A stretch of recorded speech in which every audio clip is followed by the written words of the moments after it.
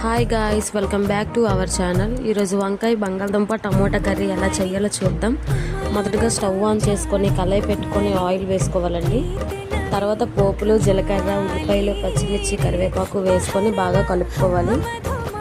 బాగా వేగిన తర్వాత అల్లం వెల్లుల్లి పేస్ట్ కూడా యాడ్ చేసుకొని బాగా కలుపుకోవాలండి. తర్వాత వంకాయ బంగాళదుంప ముక్కలు వేసుకొని ఉప్పు, పసుపు వేసుకొని 5 మినిట్స్ పాటు మూత పెట్టి బాగా మగ్గనివ్వాలి. బాగా మగ్గిన తర్వాత టమోటో పేస్ట్ వేసుకొని కారం వేసుకొని బాగా కలుపుకోవాలండి. అది బాగా వేగిన తర్వాత వాటర్ కూడా యాడ్ చేసుకొని బాగా ఉడకనివ్వాలి. బాగా ఉడికిన తర్వాత గరం మసాలా వేసుకొని బాగా కలపాలండి. కలుపుకొని లాస్ట్లోన వాటర్ మొత్తం ఇంకింత వరకు వేగనివ్వాలండి. వేగిన తర్వాత లాస్ట్లో కొత్తిమీరతో గార్నిష్ చేసుకుంటే వంకాయ బంగాళదుంప టమోటో కర్రీ రెడీ అవుతుంది. ఇది రైస్ మీదకైతే కాంబినేషన్ చాలా బాగుంటుందండి.